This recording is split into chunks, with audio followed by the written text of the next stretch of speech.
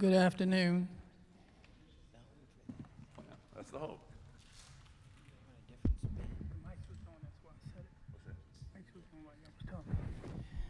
Good afternoon. I'm Councilman Robert Stokes, Senior Chairman of Education, Workforce, and Youth Committee. I'm going to introduce the committee members on this committee. Councilman Bullock from the 9th District. Thank you, Mr. Chair. Councilman Cohen from the 1st District. Thank you, sir. Council Vice President Sharon Middleton from the 6th District. Thank you, Mr. Chair. Councilwoman Porter from the 10th District. Thank you, Mr. Chair. Councilman Glover has excused absent. Also from the mayor's office is Sophia G. And a great staff person here is Miss Marguerite Kern. This is a legislative oversight hearing, LO 23-0035. Today, representatives from the Baltimore City Public Schools will come before the committee to discuss student math scores. I'm gonna just do some simple opening remarks. We know even before the pandemic that, that we had some deficiencies in math here in Baltimore City. I'm not here to talk about who didn't do what or who didn't do this right, because this didn't start yesterday. It ain't start last night. The idea is we will be getting a report back from the school system. If they proficient at 0 in math, then how do we change that and make that better? And that's the idea of having this first hearing, and it's actually a legislative oversight. So I want to see it go from 0 to go up. And the only way we're going to do that is inviting the school system, our CEO and her staff, to find out how we now going to change that and make those numbers better. So before we start, I'm going to turn this over to our CEO, Sandra Lisa.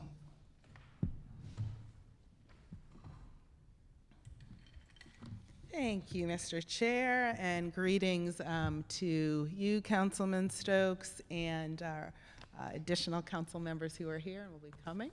It's good to see you all. And I just want to say, Councilman, that we appreciate the opportunity to be here this afternoon and really to share the work that we've been doing and provide greater context to the state of mathematics in Baltimore City that is not reflected in just a one-time assessment. There's much that has been done and going on since that time. And I think also to provide the Baltimore City Council with context that is not often available when many outlets report on this, that I think is important for you to understand where we are both as a nation and as the state of Maryland. So I will get started now, and I will just let you know ahead of time there are 2 slides in your appendix with data that we've moved up for this presentation, and I will let you know when we get to those. All right, so just by way of getting started, you'll see here in the first slide that we just included some clips from across the country, press across the country and here locally, that really shows what the state of mathematics is as a nation post the pandemic, post the COVID shuttering of schools both across the country and here. And what we see is that math scores fell in just about every state in this country. What we also see is that the NAEP, which is sometimes affectionately referred to as the nation's report card, also shows a steep fall in mathematics. And I think important to that is the fact that the state of Maryland actually showed that 4th graders across the state, not just in Baltimore City, but in every jurisdiction in LEA in the state of Maryland collectively fell further behind in mathematics than any other state in the nation. So I think it's important when we discuss Baltimore City's mathematics that we actually take that into context. And we can move to the next slide. And what you'll see here is we actually took some of Maryland's state data in terms of the most recent administration from the 21-22 school year. I will remind people that this was the first year back for the state of Maryland to have young people back in schools. Maryland was one of the last states in the nation to return young people to schools. And what you'll see here is that the overall math proficiency in Baltimore City absolutely lets us know that this is urgent, that mathematics achievement is something that we need to take seriously with the 7% proficiency rate. But you'll also notice, as you look at this slide, that there's actually not a great deal of gap between where Baltimore City is in many other jurisdictions within the state. So I think what you see here is what Superintendent Chaudhary has been very consistent in messaging, and that is that the state of Maryland, not just Baltimore City, has math challenges. You'll also see that if you look at the next slide, with regards to the Algebra 1 test by LEA, the entire state is struggling, but in this one, Baltimore City actually is not last within the state. We have other jurisdictions that came in with lower percentages of students passing the Algebra 1 test and testing at proficient. Again, I point this out so that this council has context into where we stand as a state. If we were to only focus on Baltimore City, I'd say the state of Maryland would be in dire straits. If you go to the next slide, what you'll see here is that, and I just want to draw your attention to grade 8, and note that across the state of Maryland, that means wealthy zip codes, that means lower income zip codes like we have in Baltimore City, combined, the state of Maryland only had 7% of 8th graders across all of those zip codes who tested proficient in grade 8 mathematics. So when we are talking about 0%, 5%, it is not to excuse away, because again, it signals urgency, and I appreciate the opportunity to share with the City Council how we have been working, not just since test scores were made public or were the source of media reports, but actually we have been working over the course of the last year and a half to really address, a year and a half to 2 years, frankly, to really address some of what we see. But I did think it was important to paint a picture, and I think it's important for the public to know that, because frankly, there is no jurisdiction in the state of Maryland where any family should be comfortable or complacent with the level of mathematics achievement that we as a state that likes to tout ourselves and fancy ourselves as being one of the best in the nation, we now know we as a state have a math issue. And again, I give credit to our state superintendent Chaudhary, who has been courageous enough to say that rather than only singling out Baltimore City.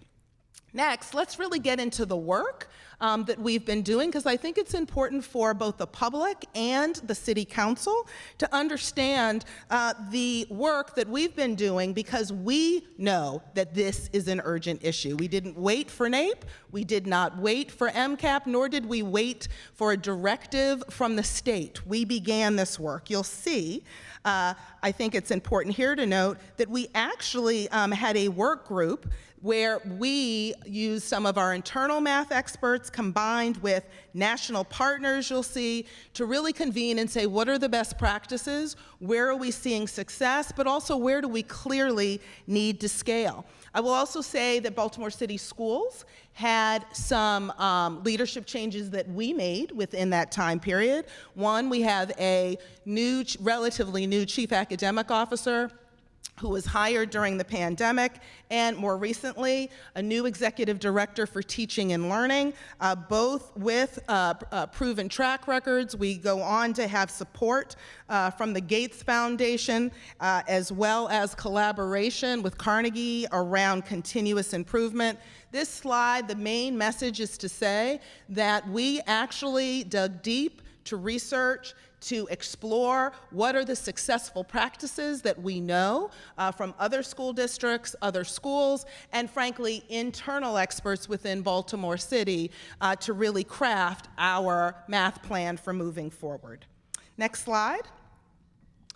What I did here was just briefly summarize some of the math improvement plan focus areas moving forward. You'll see here something called the Strong First Teach and Prioritize Content. This really is just making sure that the essential part of our math improvement really is prioritizing ample time in school schedules to make sure that what we call the first teach, meaning the first time young people encounter a topic, is actually strong teach. And I noted just a bit earlier prior to this that actually that also includes making sure that we have all of the platforms that this city invested in, that city schools invested in during the pandemic for personalized learning, making sure that those are integral parts to our math work. Second, you'll see high quality instructional materials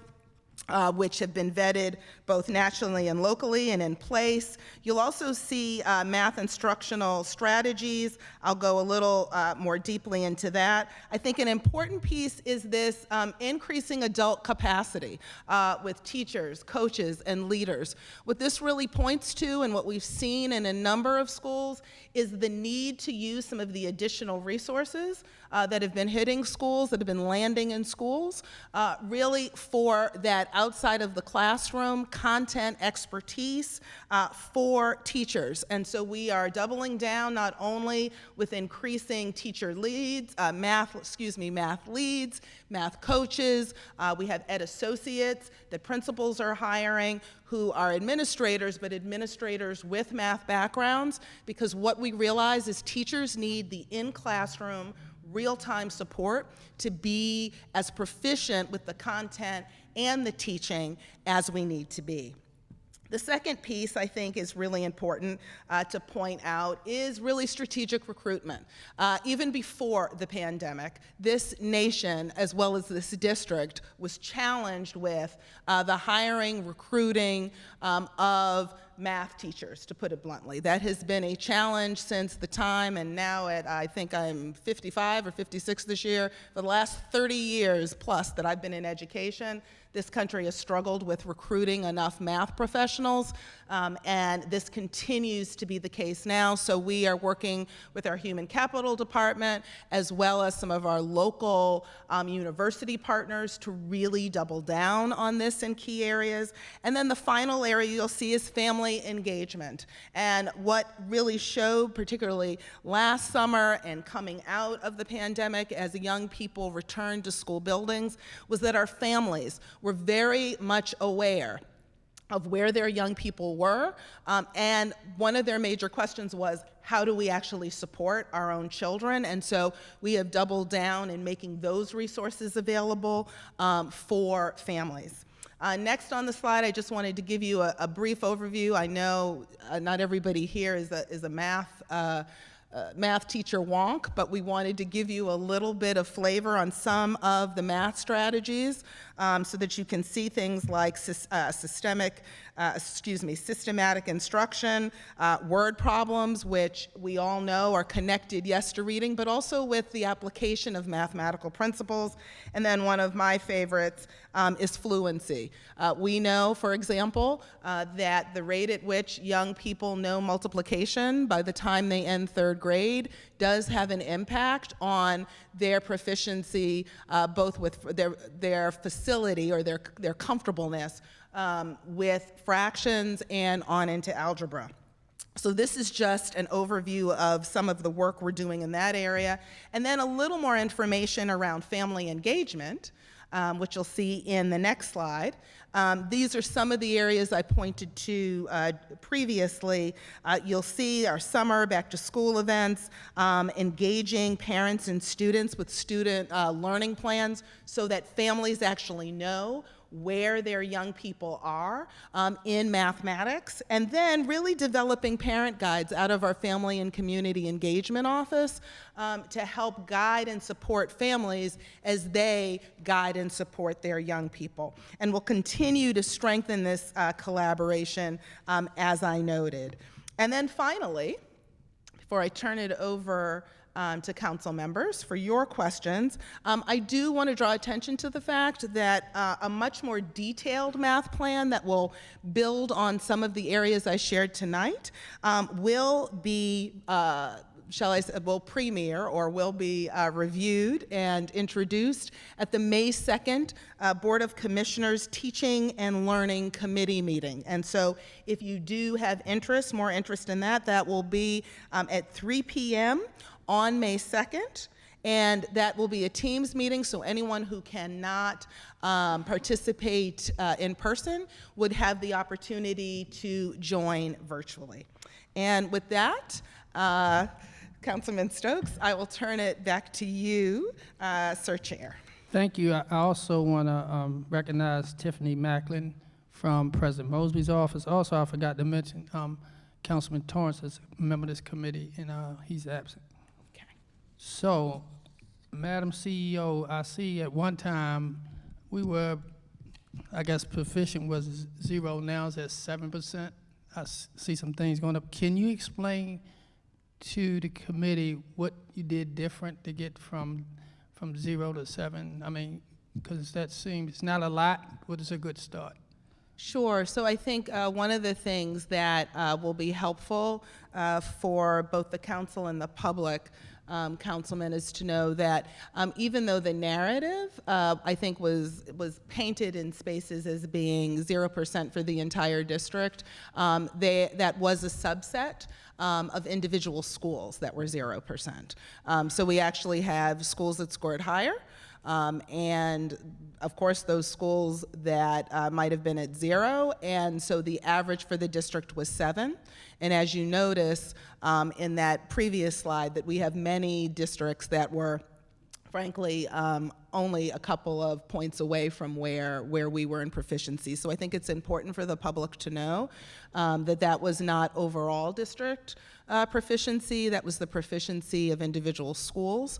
Some of those individual schools, for example, we have one school there that is a school for students with disabilities, the Bear School, that actually should not have been reported, because when you have young people with spinal cord injuries, young people who actually struggle and work very hard to articulate speech, those students traditionally would not have been reported. So that some of the schools, in other schools like Baltimore School for the Arts, which frankly is a 5-star school, what you saw there is that you had large numbers, an overwhelming majority of young people attending Baltimore School for the Arts actually did not test in Algebra 1 because they had already placed out of Algebra 1. So what we did was we worked to look at, out of that group, which schools might have been 0, but were 0 not under the current criteria. In other schools, to put it very forthrightly, I, as CEO, visited a number of those schools because I wanted to hear from school leaders, from teachers, what some of the challenges they were facing were.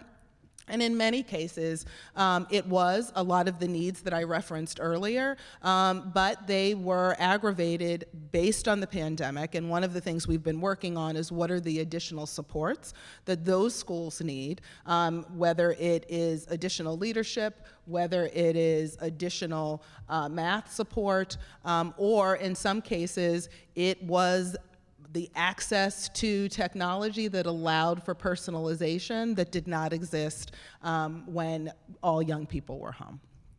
Does that help clarify, Councilman? Yeah, so my second question is, I know the mayor's administration just gave an increase to funding.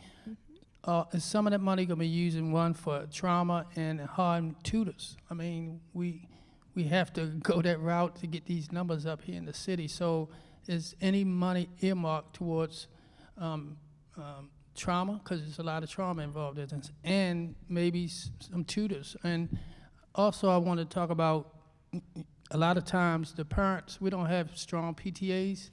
How do we enhance and get these PTAs, more parents involved?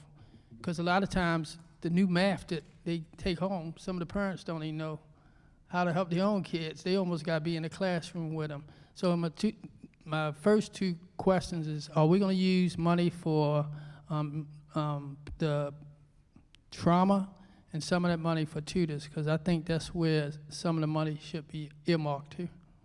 Yes, and I think what this council will see when we come back in June to present the city schools budget is that we actually have and continue to dedicate funds for wellness for students, that we actually, at the school level, which is where a large portion of the Kerwin dollars are targeted, you'll see that school leaders have also made investments in partnerships with community mental health organizations to help both train and support staff, as well as to provide direct services for young people. So you will get a chance to see and review and query those items again during the council hearing, but to put it in short order, yes, you will.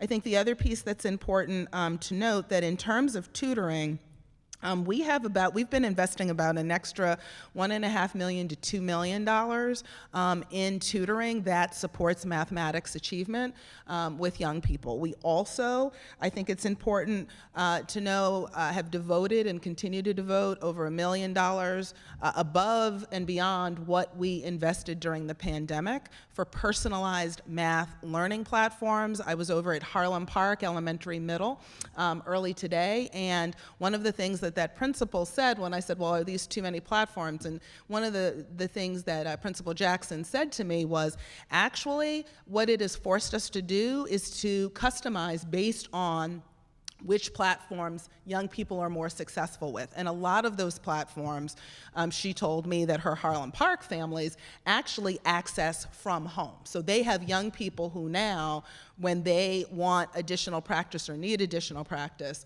actually now have the platforms to go home. And so we've invested an additional $1 million in that. And then we're also investing an additional $1.7 million in iReady tools, which are the at-home and small group tools that connect to our mathematics curriculum. But more than happy to, again, take this up when we go through a more detailed review of the city schools budget with City Council. But does that answer your question, Councilman Stokes? Can we get is that possible we get a copy of the information? Get a copy, of what I just shared? Yes. Absolutely, we can do that. Okay, well, I'm going to step off the mic for a little bit. Councilman Bullock? Sure. Thank you, Mr. Chair, and thank you, Dr. Santelises. Appreciate you coming and sharing with the City Council. As an educator, I can appreciate the work that our teachers do, and we know it's not easy. And although I've been an educator, I've never been a math teacher, but I am the father of two sons who are in Baltimore City Public Schools. And so I think about what their journey has been like. One is a second grader, one is an eighth grader. So part of my question is connected to what Chairman Stokes was saying and also some other pieces. So one, as someone who is now reviewing homework and helping with homework, I know that there are some changes in terms of how we learn math and how some of our young people are learning math. So can you talk a little bit more about that family engagement? Because you talked about that adult capacity and how that's being translated. I mean, I know how it works in our family and with our teachers. Can you talk about that a little bit as well?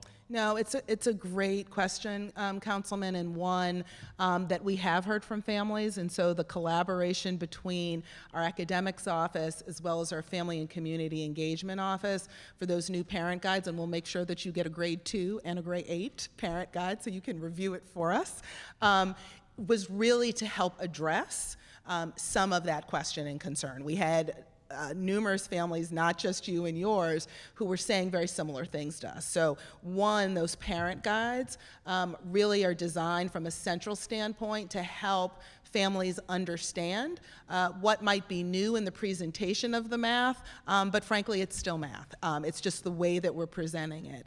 The second piece is, I will say, a number of our principals are actually holding math family nights. And so I know Chief Davis and the schools team is very big on encouraging schools to, particularly around math. We also have literacy nights, but particularly around math, schools to host open houses and kind of real life experiences where parents, to your point, get to sit in an 8th grade classroom with some of the actual activities that 8th graders participate in as part of the Eureka curriculum, and to be able to ask those questions there. And then the third piece I would say is, again, these distance platforms also can present the information in ways that are sometimes more familiar to families. So you might not know the way Eureka is asking you to explain the multiplication, but a lot of times we have families that are more comfortable with some of the online platforms because they know, oh, I can recognize that. That's a multiplication table. That's fractions.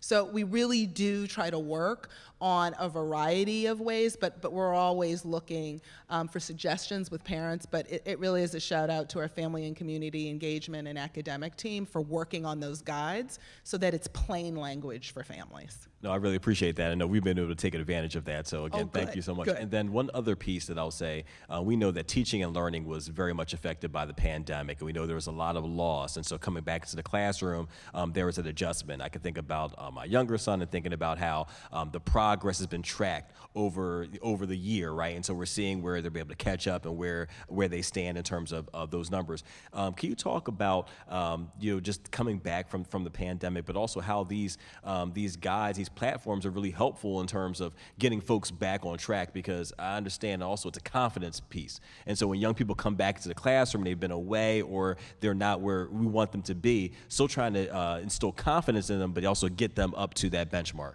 No, and it's interesting because you're right. The platforms are not necessarily a cure-all, and I want to go on record as saying that it's not, oh, the platform will do everything. But what the platforms do, what that technology enables young people and their families to do, is actually cater the learning to where the learner is. So if you can rapidly go through the first unit on adding fractions, but within the platform, the subtraction of fractions is an area you need to stay longer. The nice piece about the platforms and the technological supports that we now have is it really does pace to the student, and I think that that's important. The other piece, and this has come from the advisory committee that we've heard both with our national partners as well as with our content experts here in Baltimore City. One of the things that they are definitely lifting is what are the ways that we can support teachers in being able to engage young people in ways that really diminish math anxiety. I mean, as the mother of 3 girls, I will tell you 2 of them have struggled with math anxiety, but even the one that's not needed to do that extra work. And I think it's one of the things that we also need to, help families understand is that this is going to require more time. So what we've seen, again, in my visit to Harlem Park this morning, the principal said, like she knew names of students, the amount of time they had spent, and could actually connect it to the growth that she was seeing. So it's a combination of all of those things, I think. Well, first, just thank you for the work you're doing. Thank you for visiting Harlem Park in the 9th District, but also just echoing what Chairman Stokes said. We know we're not where we need to be, but we appreciate the progress thus far, so thank you. Thank you. Council Vice President Middleton. Thank you, Mr. Chair. I first of all want to thank you for referencing how this is a problem around not just Maryland, but around the entire around the entire country, and more specifically around the world. The pandemic really, and it has been proven that the pandemic has set back students working with this particular subject, and happy to hear that your programs have been, you've been, as you mentioned, doubling down on many pieces of your programming, and more particular as a past teacher as well, time and resources you're using to help train teachers. So my question with that is, because math is changing as well, and it's important, it's something that has to take a lot of practice and time. and it involves a teacher really having the right positive attitude. And we have subjects like coding and computer science, and are there particular things that you are teaching or helping the teacher to learn about these new subjects? No, thank you for the, thank you, Council Vice President, for that question, because I do think it's important and gets to the application of math question and the question about engagement. So one of the things, you're right, that we have invested additional dollars in are those curricular and frankly extracurricular options for young people that really are applied math opportunities that really help with engagement. So to your point, you know, coding is big, right? That's the kind of thing that young people, you know, that turns them on because they can see some of the connections. And so we have been investing in additional computer science opportunities. What we do find, very forthrightly, is that you get to a certain level and you still need to know the fundamental math, right? So there's this interaction between making sure that the math knowledge is there so that you can ascend to the highest levels in an area like computer science, but also balancing that with the ability for that content to actually engage young people. Again, and I'm only saying this not just because it's Harlem Park, but because I was literally there 3 or 4 hours ago. One of the things that you see there, and in a lot of our kindergarten through 8th grade schools, is a lot of the Kerwin dollars that have landed in schools are really being used to expand STEM extracurricular activities after school, where young people are engaged in math-based STEM activities in a fun and engaging setting that allow them to apply the math. And so we're coming at this not just with, you know, to your point, absolutely, you know, the curriculum and teacher development is important, but it's also about additional time. And the same is true within our summer school offerings as well, with regards to that extra time for young people to engage mathematically. Thank you.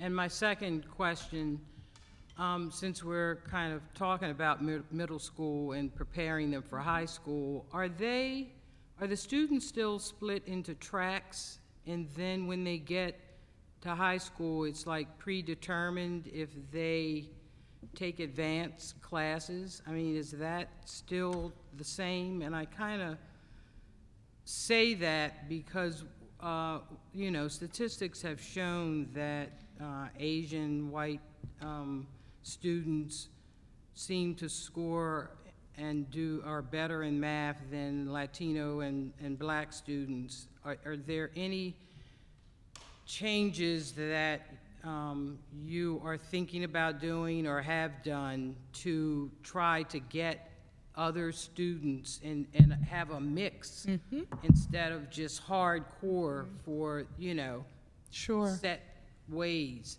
Because we're dealing with, we want to support our real life situations and trying to get other students to learn different ways. And I'll let you speak. No, it's fine.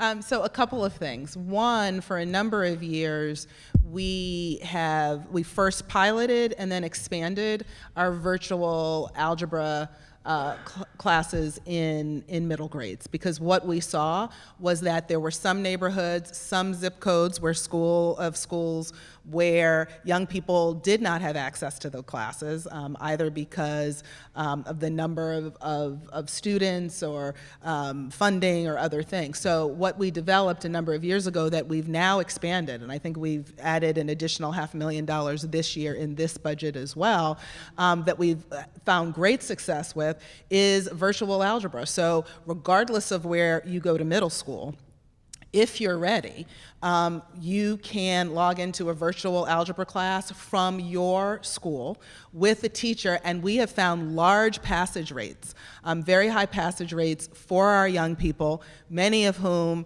frankly, an overwhelming number of whom, are Black and Latino.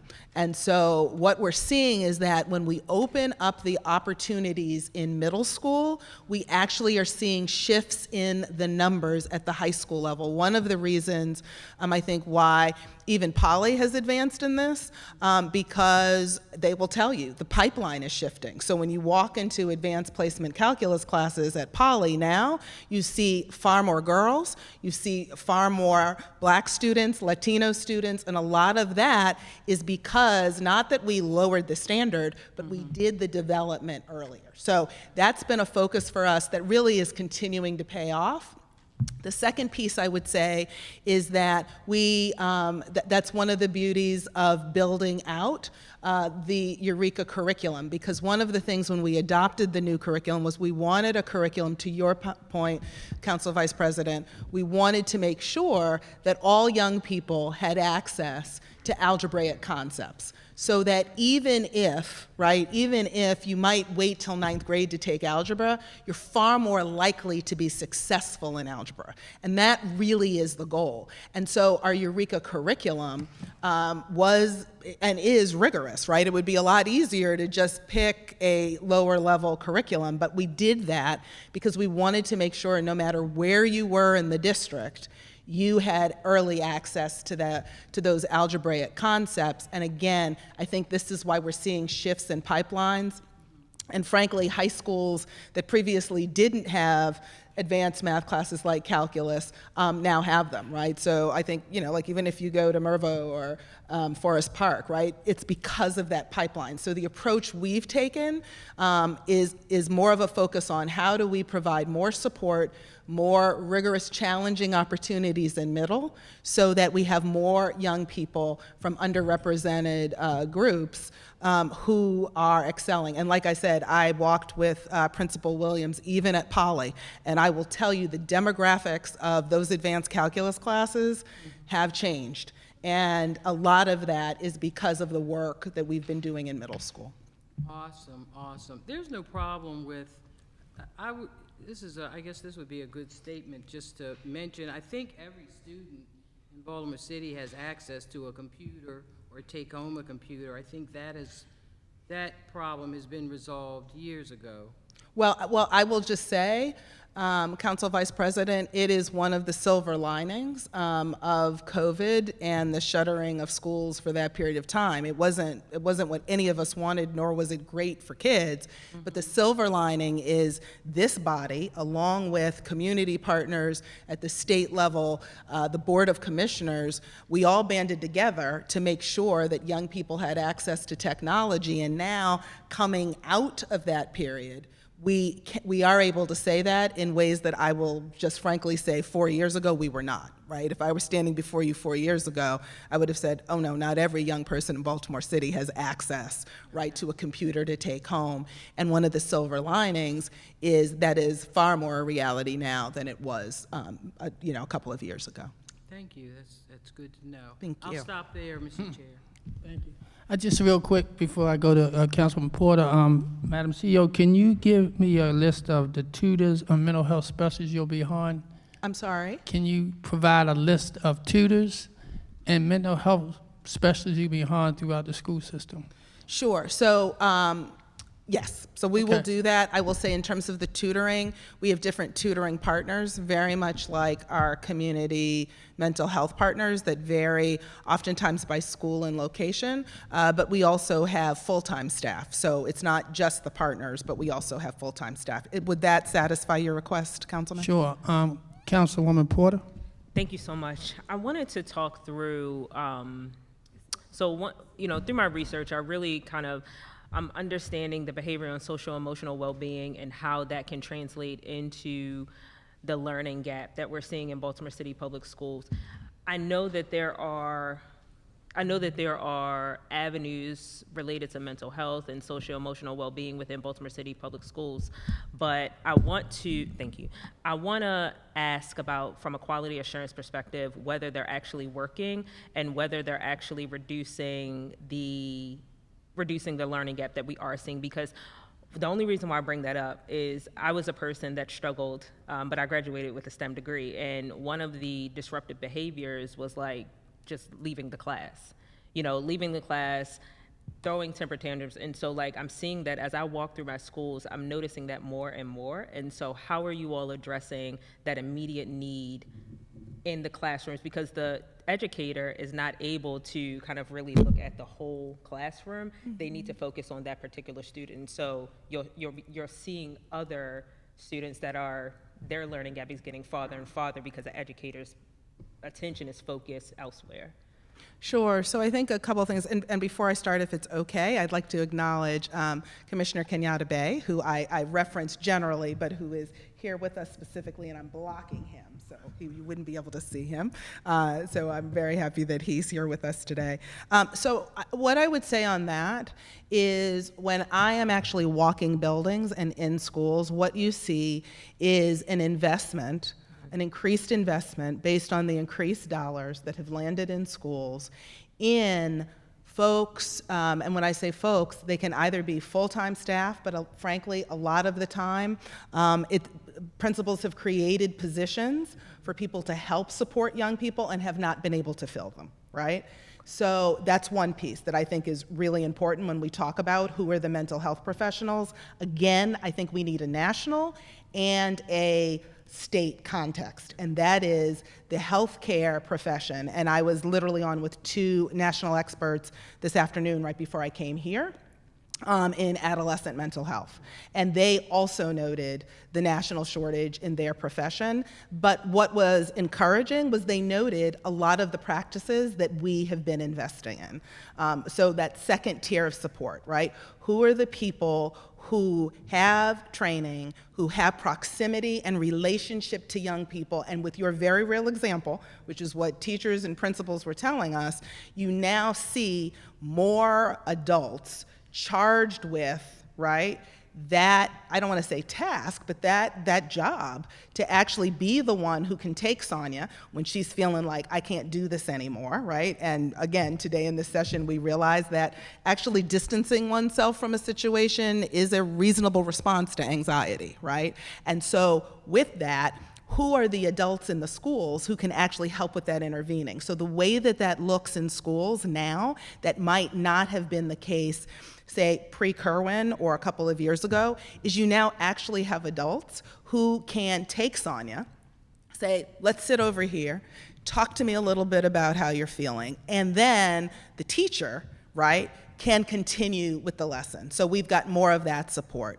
I think the other piece that you see in the partnering with with a lot of our community partners, some who are officially mental health, but some like Uncle T, right, who really just understand the community, are on the ground, they're not afraid of the kids, they live in the communities with the young people, have a relationship, and are able to mitigate some of those behaviors because they understand where they are and actually redirect that to other behavior. So we have that, and we do, frankly, have, if you look, a lot of our, what do we call them? A lot of our kind of part-time, I'm blanking right now, but a lot of our part-time folks who schools are hiring is really to come in and provide support and training in real time so that schools have that additional capacity. And that has been a large area of investment,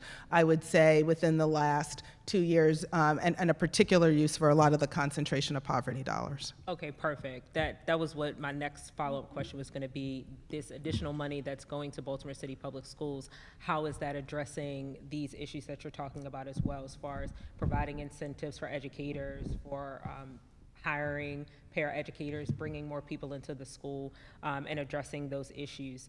My second question actually has to do with procurement within Baltimore City Public Schools. Do you all have an emergency option to bring more vendors within Baltimore City Public Schools? Because vendors are reaching out to our council office indicating that there is a lag time of communication within Baltimore City Public Schools. Can you comment on that? And Sure. Most recently, reaching out to, I believe it was a Harvard professional, Harvard Cornell, some Ivy League professional, whereby he wanted to contract with Baltimore City Public Schools, and he indicated lack of communication from Baltimore City Public Schools. Sure. So a couple of things first I think are important to know is, again, in anticipation for our budget hearing that will be coming up in a few weeks, you will see that we have added staff capacity to that procurement office, because if you looked at Baltimore City's procurement office relative to other LEAs in the state, it was very much understaffed, and they now have a goal under the leadership of Chief Doherty, Chris Doherty, where they are actually going to be tracking the time and the response for procurement. The other piece that I think is important for folks to know is that we hold dual responsibility. Right? And the dual responsibility is to be able to demonstrate fiduciary best practice, right? And to safeguard public dollars. Let's be clear, I've worked in private industry, I've worked in not-for-profit, and I've worked in public systems. And one of the things that comes with working in a public system is there just are more hoops. There's far more hoops than when I was in private industry. I could hire somebody, cut them a check, and we were off. You can't do that in public systems because you're responsible to the public, and a lot of those processes are there to protect the public's investment. What we have worked on doing, again, with our Office of Community Engagement, with Chief Tina High-Hubbard, our Office of Legal Counsel, with Chief Josh Sivan, and our financial office under Chief Doherty, is we've really worked to say, how do we kind of take away some of the unnecessary steps without compromising the integrity of public funding? And so we've been working on that. We also had some support, Billy Malcolm from Baltimore Community Foundation. We had some support on actually training, helping to support community-based vendors to navigate some of ours. But I will tell you, we're not perfect, we're not there, but we knew it was an issue, and I'm really committed to making sure that the folks in Baltimore City who were serving our young people long before I was in this role actually are able to access that funding to serve our young people and still hold that with fiduciary responsibilities. Like I tell people all the time, look, if I was still in private industry, I could write you a check, we'd have no issue, we'd go down to our accountant. But in Baltimore City Public Schools, I have to make sure that I'm following protocols that the public sets out for fiduciary oversight. Thank you. Mr. Chair, can I ask one more last question? Oh, did you want me to answer about the? Sure, yes, sir. Yes, ma'am. So I will say this, Mr. Farley, I believe it was, we actually, I think part of the challenge, and this is good for all folks who want to volunteer, when you go directly to schools in the current climate, you actually may not get a return because people are kind of like, who is this? Why are you coming to my school, right? And when you go to individual principals, that becomes challenging.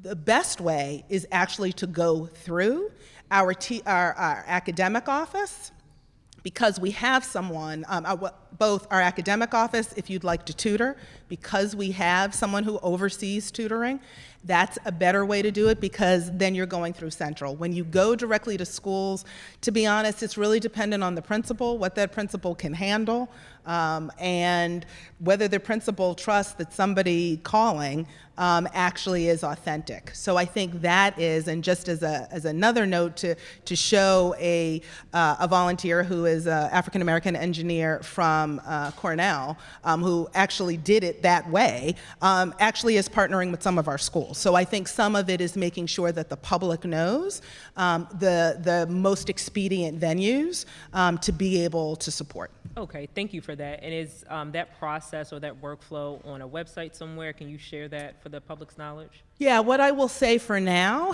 is that if it is tutoring, really, if there's any way that the public, because I do meet people all the time who are like, I really want to help out, and how do I do that? One of the best ways to do that is through our Family and Community Engagement Office, because they can then help direct you to the right offices within city schools. No, it's not. Thank you. Thank you so much. Thank you. And then my last question, and I hate to be kind of the Debbie Downer. You don't have to be. As we know that there is a learning gap with some of our youth in Baltimore City, what is the process of holding someone back a grade and or 2 grades because they are just not getting to that level in order to progress? So I think one of the questions for me is not necessarily about holding them back, because I think one of the things which we've said in other kind of forums is at the high school level, there's not really a holding back, but it means you don't get the credit, right? Which is why you can be in high school 4 years and not graduate in 4 years, because you do have to hit a certain credit target. I think the real question for me, though, is how are we making sure, which is why we have the student learning plans, how are we making sure that families know where their young people are, know what the steps are to actually gain ground, and how are we implementing that? I think we know from national research that the mass holding back of young people is a pretty solid research base in education, in that it disproportionately negatively impacts young people who are already underperforming. What does work, right, is when you have a different learning plan and extended time. Do we still hold some children back? Sure. But we don't, our real focus is how do we accelerate?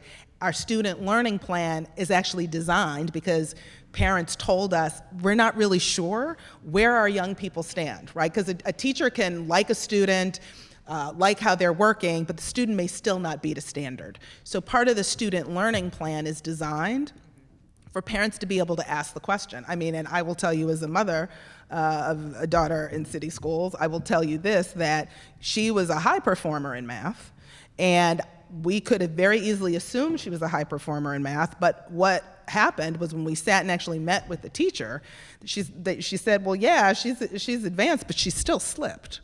And so then the question becomes, okay, what do we need to do about it? And so what we have been working on is better communication with families so that they know what the steps are that we're taking. And again, you know, today I met a young man who came in at a 3rd grade level. I know this is about math, but came in at a 3rd grade level in reading, who just tested at a 10th grade level in reading because of the extra work, the extra time that was put in. And that's part of what we're really focusing on, because we just know that widespread mass retention just has failed over and over again. Okay. No, I thank you for that additional clarification, and I'm encouraged to hear about the accelerated learning.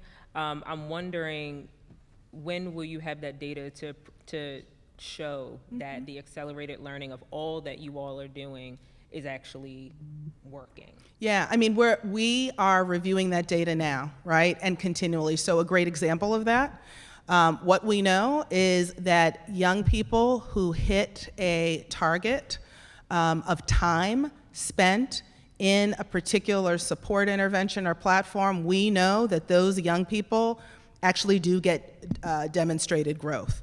Part of the challenge when I talk to school leaders and teachers is making sure that those time targets are met. And what we find is that our challenges with chronic absenteeism, right, mean that often those targets are not hit. In some cases, we see it, and we see where it's not moving and where it is moving through some of our progress monitoring data, which we review centrally 3 times a year, but that schools, frankly, should be looking at every 3 to 6 weeks. And I appreciate that response. That was going to be my follow-up question related to chronic absenteeism. In one of my schools, like we're upwards of 43%, and so they have very low math and reading proficiencies. And so I was wondering how you're going to marry those 2 processes when there's a large portion of that time needed in school for the accelerated student learning plan. Without a doubt. Yeah. And one of the things that we know as educators that was true before the pandemic and is true after the pandemic, that the relationship between chronic absenteeism and student achievement is one of the most intimate relationships in education. And so we always had challenges with chronic absenteeism. they just skyrocketed during the pandemic. So that's why it's not just about, again, what's the teacher professional development. A lot of the work to raise student achievement is coming through a focus on reducing chronic absenteeism. So right now, we are at this level. Oh, without a doubt. Oh, it spiked 20 percentage points. We were at 30% chronic absenteeism prior to the pandemic, and we're trying to push that down closer to 20. And when the pandemic occurred, it spiked to just about 50%. So that means 1 in 2, every other student in Baltimore City public schools does not attend school for 20 to 30 days. And if you get into the breakdown, there are students who don't come to school for 45 or 60 days a year. So that, and that's why it was a great question. You can have the slamminest PD in the world, but if you're not there, or you're missing 60, you okay? Or you're missing 60 days of school, then you're not gonna get the consistency, particularly in an area like math, that is absolutely sequential. Like I tell everybody the story of I happened to be sick the day in middle school when we learned slope. So I was out for 2 days, we learned slope, and I will tell you, it took me 2 years to finally get what in the world slope meant, because I was out the 2 days where we introduced slope. So chronic absenteeism is a priority for us, and we see that as intimately married to academic achievement. Is that it, Council? I know you had a request. Could you, Okay. Real quick, I want to recognize Councilman Torrance, who is present. Councilman Cohen? Thank you, Mr. Chair, and thank you, Dr. Santelises, and to your team for being here as well. And that was actually where I wanted to go as well, is the issue of chronic absenteeism, which I think should be of deep concern to everyone in the city right now. As you sort of stated, you can't learn math or much of anything if you're not there physically in school. And as you indicated, chronic absenteeism has spiked at a pretty alarming rate. I actually had a conversation with one of your principals recently, and really one of the better of your principals recently, who said that post-pandemic, it does not seem to be as much of an expectation for some parents to send children to school. And he was deeply alarmed that he is just struggling to get families re-engaged in going to school. And so clearly that poses a existential threat to all of it, your test scores, your ability to keep kids safe, your ability to provide any mental health services or social and emotional wellness services. If the kids aren't there, we know what happens, and it's not good. And so I am wondering if you could share a little bit about what you are doing to re-engage families, and specifically, one of the conversations Commissioner Kenyatta Bay and I have a lot is about how we pull partners into that work, often non-traditional partners. You mentioned Uncle T.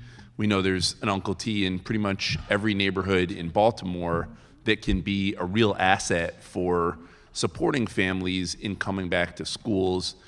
And I think that sometimes those folks don't always either know how to access city schools in that way, or haven't always felt invited in to city schools.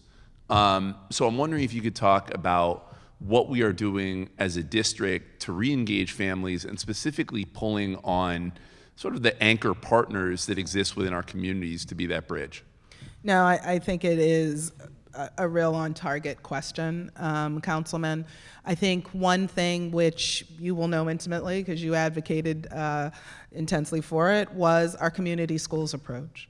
And that approach, and we are looking now upwards, Chief Hike Hubbard couldn't be here this evening, but we're looking to close to very soon the overwhelming majority, if not every school in Baltimore City, will be a community school. And those community school coordinators are absolutely amazing. And it's not just a whole child approach, it's a whole family approach. And so it really is a complexity of issues and layers of challenges that result in a young person not being there. So that's one, I think, a system-wide piece that has been very effective, and we see really we need to ramp up during this time period. I think the second piece is we're looking at who are the most vulnerable youth and who are the most vulnerable families. Some of that, as many of you know, is part of the mayor's larger violence reduction efforts. But one of the things that's yielding with a lot of the partners that you're referencing, again, is we are talking about a need not just to support young people in Baltimore City. If it were up to me, I would say we need strong families in Baltimore City, and we need to be able to support families who are experiencing pressures at a variety of points. Because one of the things that we've learned, for example, in expanding our re-engagement center that Roger Shaw works with, he has a number of partners like the movement team who work with him. What we are seeing, and Chief Davis can also speak to this, what we're seeing is that when young people are returning to school after interacting with the juvenile justice system, or when young people are finally returning to school because someone found them, right, in a corner of the city somewhere and said, hey, come on, let's get you back in school, that there's a lot of hurdles to that. And a lot of those hurdles are the things that are not, foreign to this council. It's how do I get groceries, or my rent has not been paid in 3 months and I might be evicted. And so that is a huge part of it. I think the other piece is another area, that Councilman Stokes and others have asked about, including yourself as being a long champion of, is that we know that adolescents who, and again, I was just on a national call about adolescent mental health, and one of the things that we know is when you have been away, they know that adolescents who have been away from school, the longer you are away, the less likely you are to feel like you can come back. And that's a real tension. So part of what I think we've seen with Mr. Shaw and his team in the Re-Engagement Center is that actually going to families, supporting the family to support the student to return also helps. And then finally, I would say we're working to do a better job as city schools, actually looking and saying, what are the practices of the schools that actually do a good job in engaging those local neighborhood partners? I think that's married to Councilwoman Porter's question earlier, that might seem like it's just procurement, but it also applies to what you're saying, and that is, how do we actually help people become part of the school's efforts to re-engage young people? And I will just say we're still variable on that. We have principals that are amazing doing that work, and we have others who struggle that we're really trying to work with, more actual assistance, real time, on this is what it means to engage partners and engage families.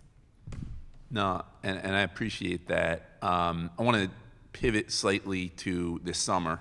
I've been concerned about programming and continuity and consistency of programming, particularly, whether it's math, whether it's other academic programs, knowing that summer can be a time where we either see summer learning loss, or for some of our young people who access either summer school or any of the great programs we have in this city, like Elevate or the Y or any number of them, it can actually be a great benefit and can extend learning outside of the traditional school calendar. We've gone back and forth, and Chief Davis and I have had some good conversations about doing 4 out of 5 days. And, for me, I'm really concerned about that 5th day of the school week from both a safety and an academic perspective. But I do wonder, given the infusion of ESSER dollars, ARPA dollars, like cash dollars shouldn't be our problem right now, it feels like, as a city, right? Like we're in a rare moment where we have the money to do what we need to do. It seems it's more about, not burning out staff and being organized enough to coordinate the programs that you're doing versus the program that Recreation and Park is doing versus youth work, kind of mapping all of what our children are into. And so I am curious, as we head into this summer where I feel a lot of anxiety and concern about particularly safety, but also just that we not lose more kids in the mix, in the shuffle, and that our kids have meaningful things to do, whether that's a summer job, whether that's camp, whether that's, summer school, whatever the case may be.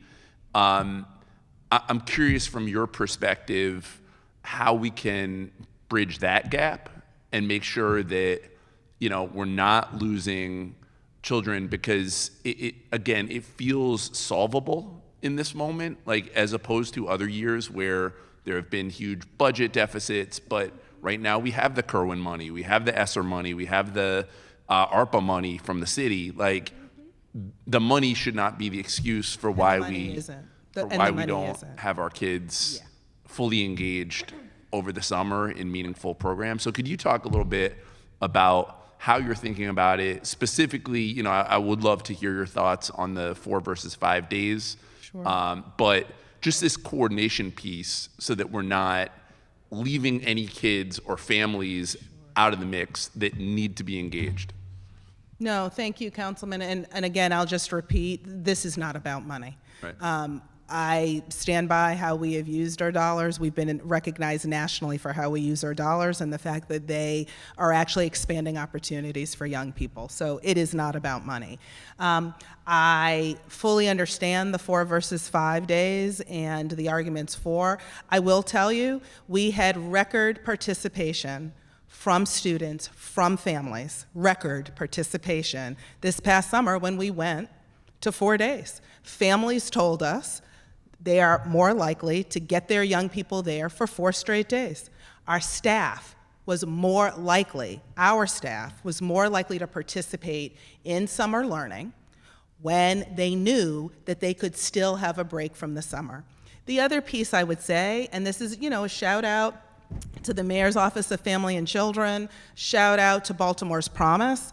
Actually, we do a fair bit of coordination. And I would say, having been in urban education as long as I have and meeting with systems leaders across the country, when other cities, and this is a credit to this body, this is a credit to the Board of Commissioners, this is a credit to the city.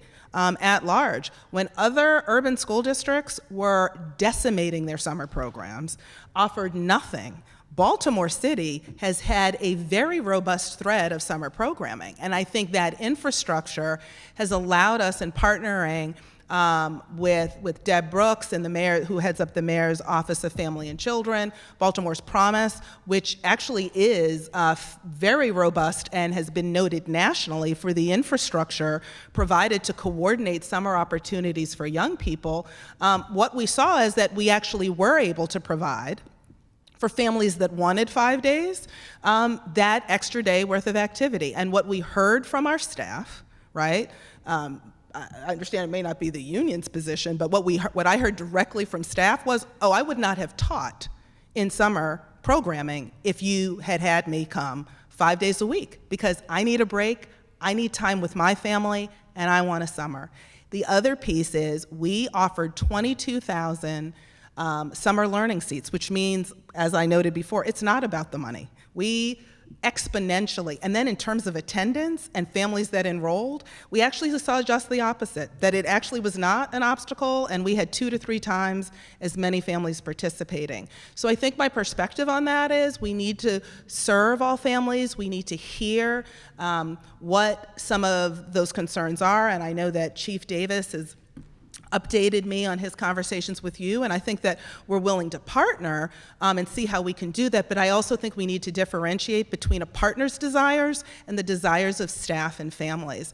I do think that within the challenges we have over the summer, we will continue to partner. I agree with you on better coordination. We can always be better with coordination, but I also know, again, talking to superintendents and cities across this country, many of whom are also struggling with upticks in violence and violence with young people, that actually Baltimore City's offerings are some of the most robust in the nation. So absolutely willing to work with you and other partners, but our data just is not bearing it out.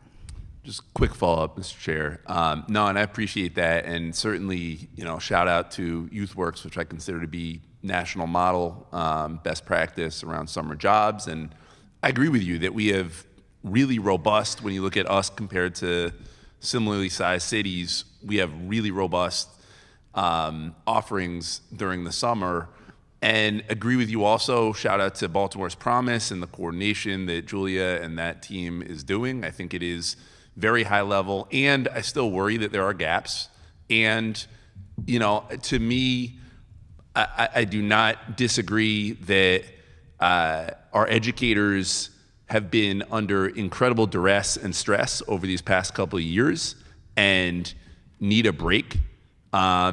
And I do struggle, as a parent, with that 4 days a week, just thinking about what I will do, because I'm going to be in that situation this year with my preschooler. We're happy about that. With that, and she's going to be at FFG, and, with that Friday, because I think that most of our parents are working parents in this city, and to have a kid home is tough on any working day. And just final point, I agree, and I have appreciated, again, conversations with Chief Davis. I do think that we seem to be moving toward a compromise, and that would be really, really, really good. I just am very hopeful and also very concerned, knowing that violence historically spikes in the summer for adolescents in our city. And that we've had a bad couple of months for adolescents in our city as it relates to violence. You and I were there after Isaiah was murdered outside of Patterson. And so, it remains a very high concern, and one that I hope we are able to creatively solve. Yes, no, and we'll continue to work on that. I will say that families who needed the 5 days, again, through the coordination, we were able to provide it. What I'm not saying, because again, I have 3 children as well and have been, a parent of young children as well as teenagers now. So I understand needing them to be engaged. But I will say, again, shouting out our partners, we've done a pretty good job. We could always do better, and I think that's what the conversations are about, with providing those opportunities. And I will also say here what I've said in other bodies, and that is that the violence in this city among young people and the violence we are experiencing is not laid at the feet of any one agency or any one area. And I do know that this council is very much aware of its role in leadership around reducing that violence, as are we. And I think one of the distinctives in Baltimore and the way that the mayor has approached this is saying that it is about all of us coming together. But I will tell you, what I have heard from neighbors and everyone else, if we are going to do this, the city has to do this together. And it is about, and I will continue to say this, yes, it is about strong schools. It is also about strong families. And it is also about every leader in this city coming together, right, to do from our space what we can do. And so the school system has stepped up. We continue to step up. Like I said, 22,000 seats. That is more than we have ever provided for young people. And we will work alongside, but this is a city issue. So the city, we are part of the city, we are part of this ecosystem, but this is everybody's major lift. On that, we agree. Thank you, Dr. Sanders. Thank you, Mr. Chair. Great, thank you, Councilman. Councilman Torrance. Thank you, Mr. Chair. I'm going to switch back to math now. Ooh, look at you. Sorry. Oh, we're not picking me up. So my question is more related to tutoring. We've had this question before. So nationally, we know everyone's scores are tanking. My question is, how is this connected to your high dosage of tutoring in schools? Yep. And then what success are we seeing? Because I think we get so lost in the standardized tests that we don't think about young people's growth. I was a person who I was not proficient, but I graduated from law school. So I just want to make sure we make that connection that just because a young person doesn't meet efficient, what does the growth look like, as well as how are we doing it with tutoring? No, and I would agree, which is why we focus on growth, right? We focus on growth. The target should be 100% of students at proficient, but the road to that is absolutely one that we agree with, which is one of growth. The other piece I will say with regards to the tutoring, and this is a shout out to our tutoring team. I'm blanking on names if somebody wants to give me, oh, that's right, Jalima, who is now actually got promoted to be the executive director of teaching and learning. But before that, she headed up tutoring, and she and her team, I think, have done a fabulous job in actually tracking the data around where are we seeing the most growth in our tutoring partners. And so what that has enabled us to do far more rapidly has been to kind of shed tutoring partners and programs that we are not seeing the results in the data moving and not seeing the results in terms of growth, and to frankly accelerate those where we are. And one of the things that I am proudest of is the fact that what we are seeing, and this is not math directly, but this is early literacy, what we're seeing is that our best tutoring right now for early literacy is actually our own homegrown program using our paraprofessionals, the overwhelming majority of whom are residents of Baltimore City, and their gains are outsized compared to any of our tutoring partners. So I think one of the things that we're looking at within math is how do we similarly identify the partners for whom tutoring really is the lift. And a lot of it is dosage, and you were right to name high dosage tutoring. You can't have like a student go in for 2 hours a week and then say, oh, the tutoring's not working. When we have targets, and even in the funds that the state provided for LEAs in Maryland, they're very clear about the characteristics, because what we do know, and you know this as well, but what we do know about tutoring is it doesn't just work to say you're tutoring. There is a certain amount of time that has to be spent over a certain period of time in order to yield the growth. So we actually have a pretty robust analysis of which of our tutoring partners are actually yielding the kind of growth you're talking about. And here's my request, can you please share that? Yes, we can share some of that. That would be perfect. Okay. I say that because my next emphasis is on family engagement. I know Councilman Bullock had his question about it, but I want to go back to nuts and bolts of what city schools did during the pandemic, where connecting families to videos to understand like the actual lesson plans that are happening. I'm wondering where are we in terms of that, in terms of family and community engagement, because I have a nephew in city schools. My son will be in city schools next year. So there's new math. I don't remember the way that this math is being done. So how do we connect people to educate not only our parents, but also educate them so they're able to assist their children as well? Sure, and that I would kind of restate and expand on some of what I shared earlier, and that is one, that's what our parent guides are designed to do, because we have heard that from parents, that, okay, this is all nice, but you know, I don't know what an array is, right? I didn't learn it using an array. And so those parent guides are there, and a real kind of it took a while to get there, but it was a real strong collaboration between Chief High Cupboard and Chief Dabrowski, between the academics office and family and community engagement office, to really get the language right so that it was accessible for parents. I think the other piece, you know, is at the school level itself. The parents who feel more comfortable are usually the parents in schools that have things like math nights and math fairs. And those are kind of low risk ways, right, for parents to go in and kind of say, oh, okay, how are you doing multiplication now? And how are you doing this?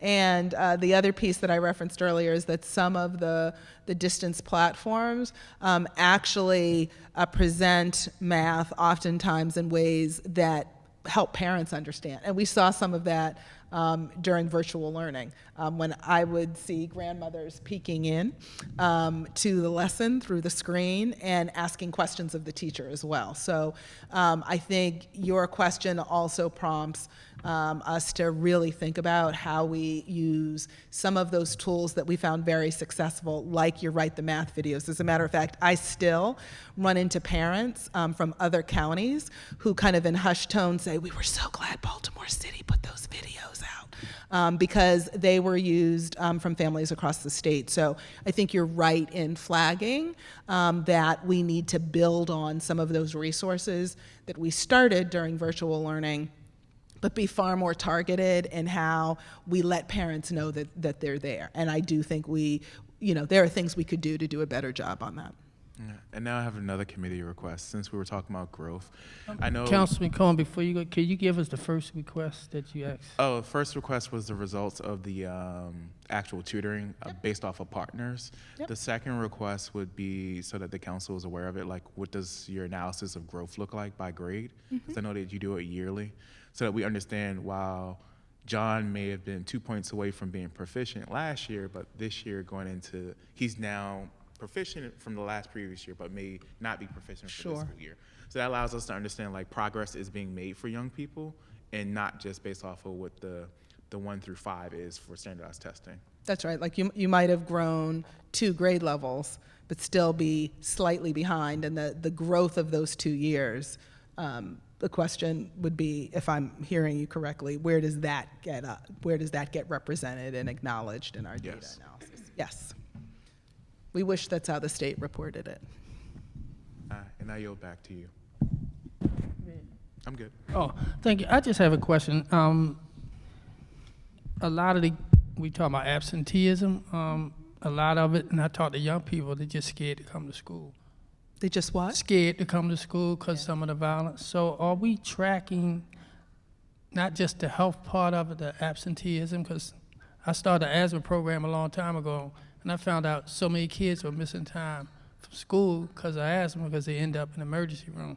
So is it any way we can, I don't know if you can do that, but I think a lot of kids are missing time because of the No, we school. can certainly take a look at the data, Councilman. I haven't seen that cut, but we can certainly see what we could look at based on some of what you've been experiencing. And my other question is, I know we have one of the elected school board members here today. So what role is the school board commissioners playing in addressing some of the questions we're talking about and some of the issues that the teachers and the parents have in the school? Is that going to be a role of the school commissioners? I don't know if that's for you to answer or. Well, I will just say this. I'm sure Commissioner Kenyatta can either speak or not for himself, but I will say this, that the board is who we are presenting the math plan to. And the board gives feedback on that. The board charges that. When we forecasted for the board, it might have been before Commissioner Kenyatta joined us, but we actually forecasted for the board that the hit to math, and we gave them some of the same context you saw here tonight. And the board, it was some of those conversations that led us to target this upcoming May 2nd board meeting to actually roll out the full math plan. We had been updating them on some of the work that we had been doing, but that's why we targeted this upcoming board meeting for that. And the reason why I asked, because I want the public to know how much the school commissioners are involved, because a lot of times people don't know the role of the school commissioners, and that's something that the public now can understand a little bit more. So thank you for that. Sure. Any other questions from the committee? Excuse me for a second, Councilman Stokes. Commissioner Kenyatta. Sure. I do. Thank you for that question. The board's job is governance. It is policy setting. We see a big picture, and the staff here is one that I've come to truly trust. I've never seen a more dedicated group of people that are pushing to make sure that the wheels keep turning, that we keep moving forward. A lot of things that we have problems with have happened not only just within a pandemic. It hasn't happened in the last 5 years. It hasn't happened in the last 10 years. It's happened over a century and more. And so what we're trying to do is find those avenues where we can look forward, not just for the momentary gratification, but for the long term. And this is what the board does. The board is a collection of private individuals. They volunteer to come together because they're concerned. I was a school teacher for 30 years in the city. You know, I've raised 3 kids through the system. I went to Baltimore City Public Schools. And I, like the rest of the board, want to give something back. We have the purview, the understanding, the communications with the rest of the public. And so therefore we can bring these ideas, because the only reason that education exists is for the will of the public. And so this is what the board is there for, to keep that light shining, those ideas flowing, and depend on the people who can implement them to make things happen. So that's what the board truly is. And I'm new, so old guy probably don't know what I'm talking about. Well, thank you. Only ask that question because I want not just the council, but I want the parents, I want the city to know exactly what the school board members' roles are and how they are involved in the school system and with the parents. So, Councilwoman Porter? I did have one last question related to classroom size and how that impacts learning in the schools. I know you all are working on it extensively. Can you comment on where you are in the progress about reducing the class size so that it can be focused more in the classroom? Sure. So we actually have very variable class size across Baltimore City. There are some schools that do just fine with 32 kids in a class. So if you go over and you talk to, I'm chuckling because I remember a conversation with Principal Mark Martin at Commodore when I said, ooh, there's a lot of kids in this class. And he said, yep, but they're all learning. And he had the performance track record, you know, to show it in terms of the trajectory of growth, right? There are others where the needs of the young people are such that there's an investment made to, you know, reduce the numbers of students in the class. I think the approach that I see in most schools is really thinking through what are the other small group opportunities for young people who might need more focus in a particular area, a particular series of lessons or a unit that might not be addressed fully in a large group, but then can actually occur in a smaller group. And then that doesn't require the kind of drastic class size cuts that I think in some jurisdictions. And I have worked in school districts where, I mean, I remember when I was teaching in Brooklyn, and yeah, I had 38 7th graders and was kind of like, woo, this is a lot. You don't see that as much in Baltimore City, and often when you do, it's not impacted, it has not impacted the achievement of the school. So our real focus has been on this grouping, right? And you know, when do young people get in a smaller group of 5 or 6 to really go deeply in an area that they might be having, because it just gives more flexibility to school. But there are some schools that do invest in bringing that down. Okay, no, that's good to know. My last question has to do with, yeah, I think that was my last question. We're good. Thank you. Thank you, Councilwoman. Councilman Cohen? Thank you, Mr. Chair. Thank you, Dr. Santelises. Kind kind of similar to something that Vice President Middleton brought up earlier. I'm curious how we're thinking about efforts to desegregate our schools, knowing that we are a very segregated city in a very segregated country, and that there's pretty compelling data that in schools with less concentrated poverty and less concentrated segregation, children of color do better, and frankly, everyone does better. I see it right now with my daughter's school over at Hampstead Hill, where they're knocking it out of the park, and it's extremely diverse, and it's really beautiful to see. Just groups of kids who are of every race, of every socioeconomic status, learning to relate to each other and be friends and be colleagues, and they've done a great job of teaching community and teaching restorative practices and all the rest. I know that we have school choice at the high school level, and for some families there is definitely choice, and for other families there's less choice when you think about whether it's transportation or some of the other reasons why families end up still kind of getting concentrated into the same schools. So I am curious, just projecting out, not just thinking about like right now, but where as a city, I think Baltimore should be going. Are we thinking about how to more intentionally desegregate within our school system? No, I mean, I think it's a fair question, Councilman. I do think when, we're discussing a school district that is, 82% Black, right? 85% free and reduced lunch. It's a different conversation than, say, when I was working in Boston, or a conversation in Charlotte, right? Where you really are talking about, okay, you might have 30-30-30 in terms of income levels, or 20-20-20 with regards to race and ethnicity, and you're talking about desegregation there.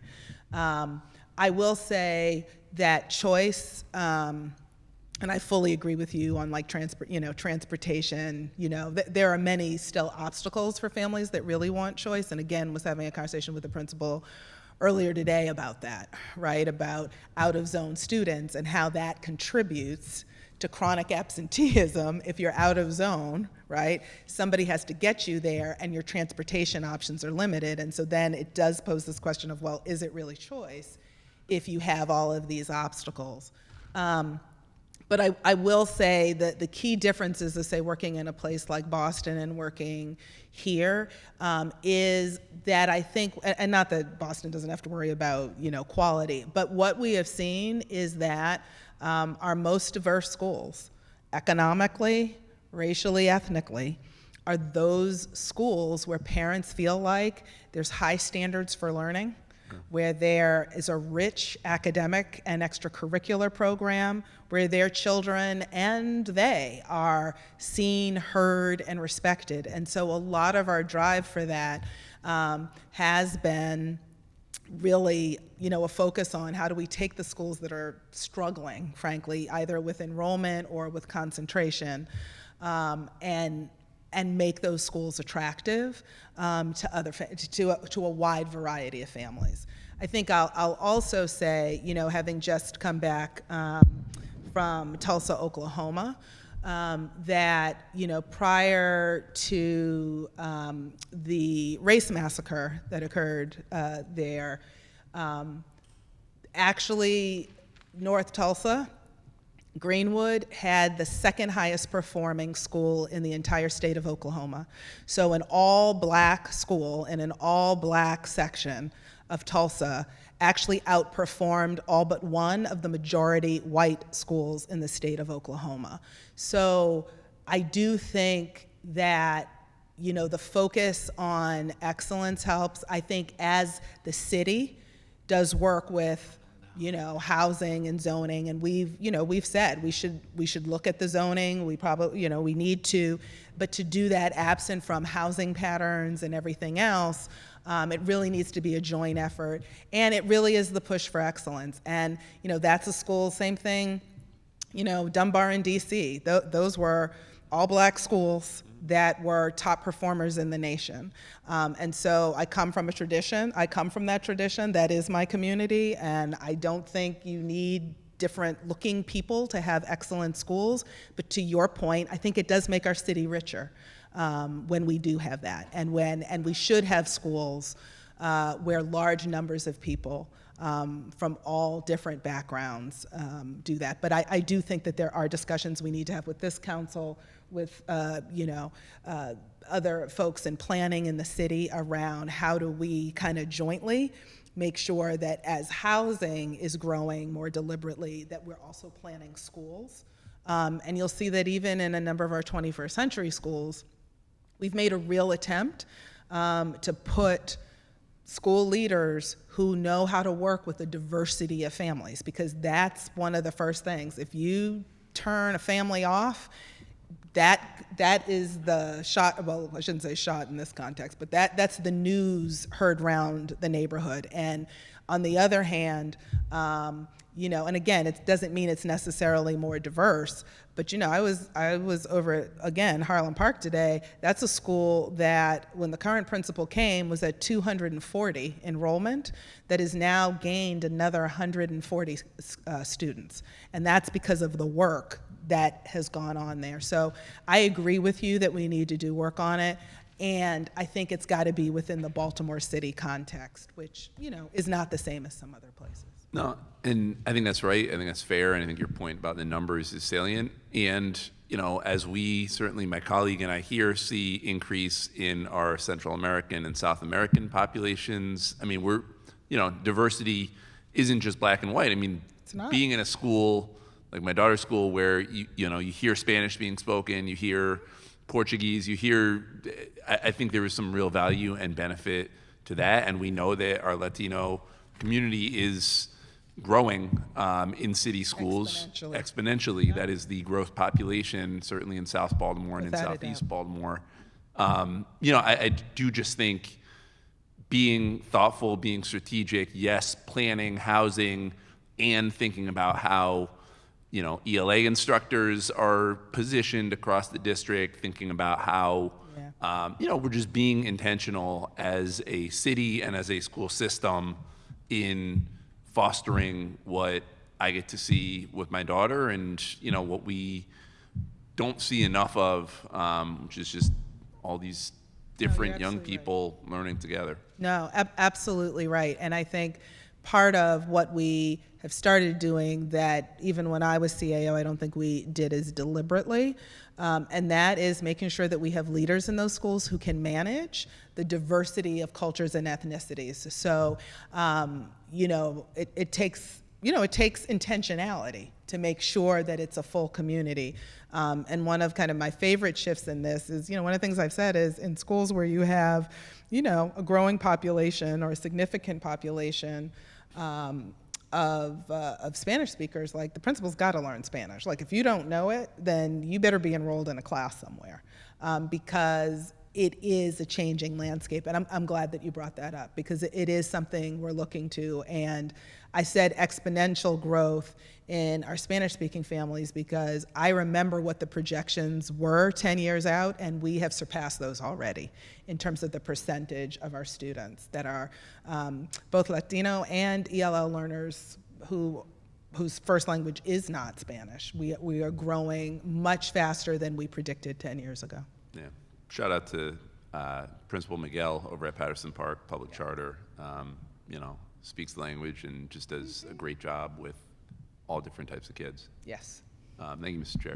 Thank you, Council Vice President Middleton. I just want to say that through my many years of just learning and experiencing math myself, it's math is still a complicated subject, but there's so many different types of learners that they learn math different ways through their experiences, through problem solving that's connected with their upbringing of their home, where they're from, whether they're black, white, Asian, Hispanic. It's and I think the key takeaway here is to just continue to keep that subject exciting, practical, and have and inclusive. Just keep the parents involved, keep the teachers excited about teaching.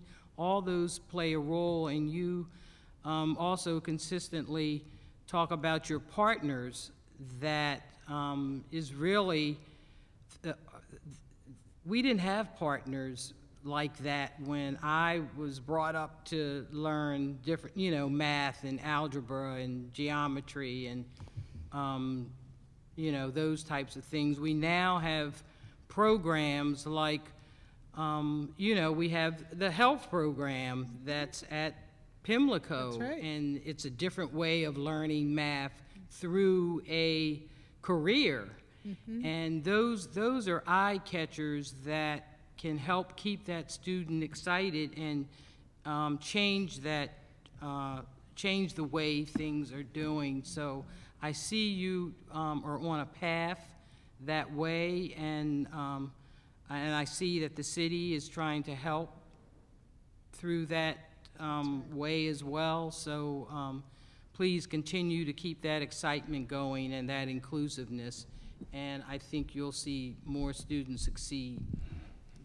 Thank you, I should say, Council Vice President. Councilman Torrance? I have two last questions. I remember when Councilwoman Porter was talking earlier about retentions. Here's my next question. We know that not every child that attends summer learning is about retention. Do you know how many seats that we're offering for students that just want to come to summer school as well? Or going through, case in point, I think it's called Super Kids Camp. It's one of the offerings that City Schools has as well for kids who aren't retained, able to keep those skills, and just so that when we talk about these seats, it's just not 22,000 kids that are potentially failing. I just want to make sure it's clear. Oh, without a doubt. No, and I appreciate that, Councilman Torrance. As a matter of fact, we have summer programming that is through Gifted Education, CTY at Johns Hopkins. So it's clearly not just for students that are struggling, and I think that that's important.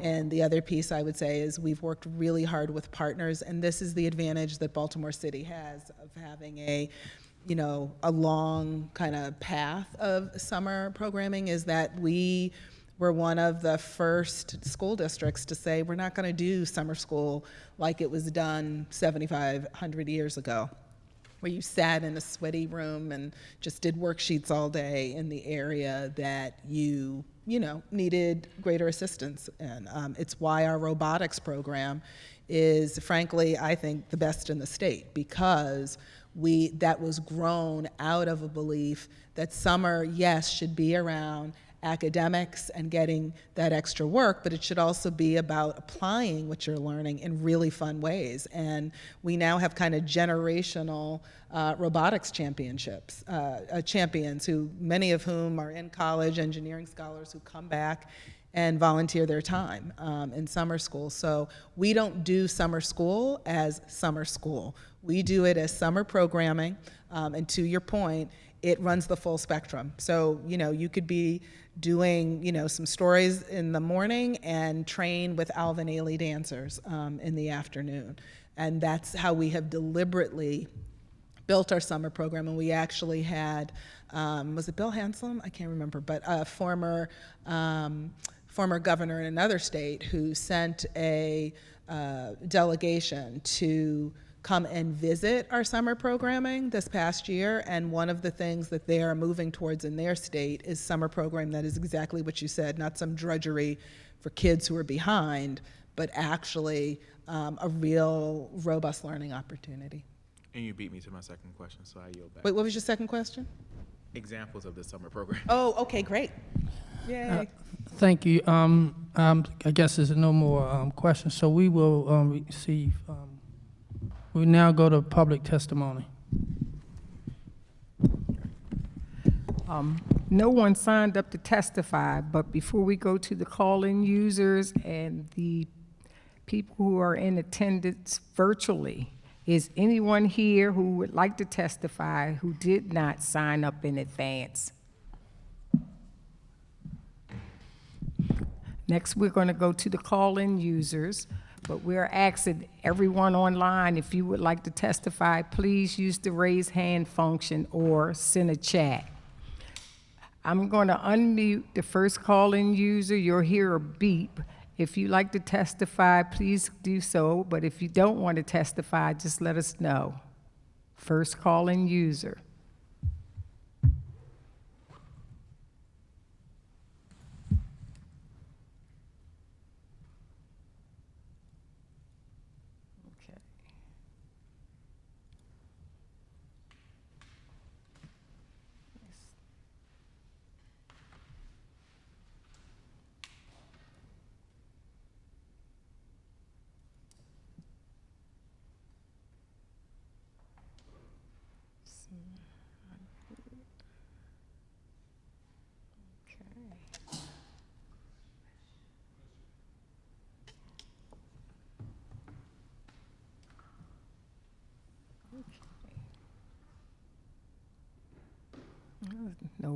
No one wants to testify. Thank you, to my colleagues. Thank you for the questions. Dr. Sandalisa, thank you for appearing in and answering some of the questions. But I just want to make this statement. We got to get this right.